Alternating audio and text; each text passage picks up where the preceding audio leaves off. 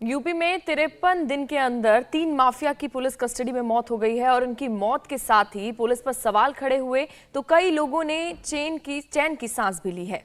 संजीव जीवा का आतंक भी पश्चिमी यूपी में फैला हुआ था। वो जेल में जरूर था, लेकिन अपने गुर्गों की मदद से उसने सैकड़ों लोगों का जीना हराम कर रखा था।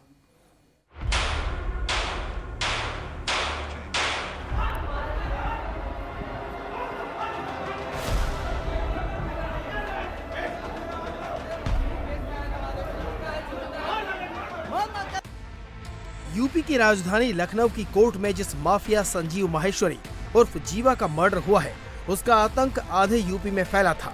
उसका नेटवर्क कुख्यात मुख्तार अंसारी से लेकर मुन्ना बजरंगी तक था। मर्डर, किडनैपिंग, धमकी, वसूली, जमीन पर कब्जा, धोखाधड़ी, संजीव जीवा के अपराधों की लिस्ट लंबी है।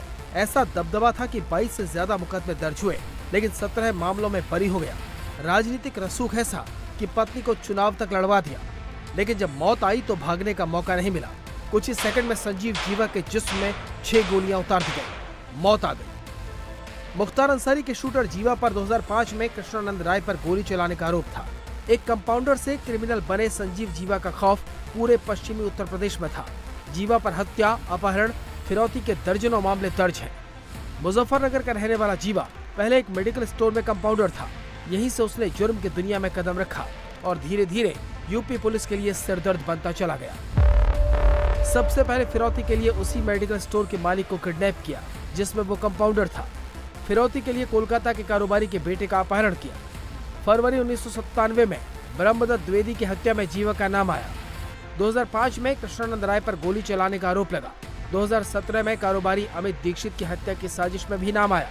अब तक जीवा क्राइम की दुनिया में कुख्यात हो चुका था। इसी के दम पर जीवा की मुन्ना बजरंगी गैंग में एंट्री हो गई। यहीं से मुख्तार और संजीव जीवा की कहानी शुरू हुई। मुन्ना बजरंगी गैंग में जीवा की मुलाकात मुख्तार अंसारी से हुई। कहते हैं मुख्तार अंसारी को नए नए हथियारों का शौक था, तो जीवा के पास हथियारों को जुटाने का तिकड़मी नेटवर्क था। इसी वजह से जीवा मुख्तार अंसारी के करीब आ गया।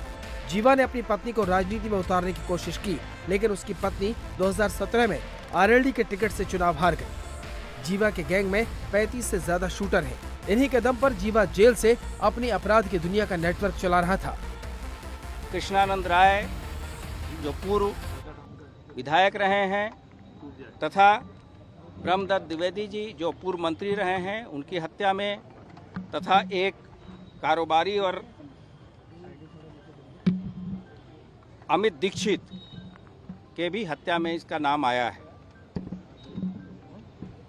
2 अभियोगों में इसे आजीवन कारावास की सज़ा है और लगातार 2003 से ये जेल में था। इसमें से एक केस फर्रुखाबाद का है तथा दूसरा केस हरिद्वार का है। सर, आरोपी के बाद इसके गैंग के सहयोगियों के जब माफियाओं के विरुद्ध कार्रवाई की गई है, उसके 4 करोड़ से अधिक की संपत्ति जब्त की गई है। संजीव जीवा की मौत पर पूर्व मंत्री ब्रह्मदत्त द्विवेदी के घर पर घी के दिए जले, आतिशबाजी हुई तो मुजफ्फरनगर में व्यापारियों ने चैन की सांस ली। पिछले साल ही संजीव जीवा ने मुजफ्फरनगर के व्यापारी मनीष को जेल से वीडियो कॉल पर मारने की धमकी दी। व्यापारियों का आरोप है कि संजीव और उसकी पत्नी उगाही का रैकेट चलाते थे। जनवरी लास्ट या फरवरी फर्स्ट वीक में वीडियो कॉल कराई थी 2019 में।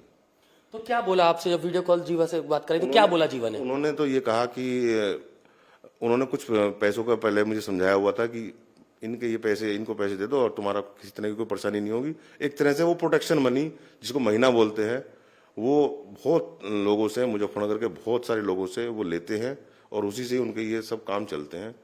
जो संपत्ति कब्जाना या महीना लेना, जो महीना देता है वो कभी किसी के आगे रोता नहीं है। वो केवल अपने और अपनी पत्नी के बीच में रहता है, क्योंकि उसको डर रहता है कि अगर मैं किसी पड़ोसी को बताऊंगा तो कल को मेरा जीवन लीला समाप्त कर दी जाएगी। यही डर मेरे अंदर भी था।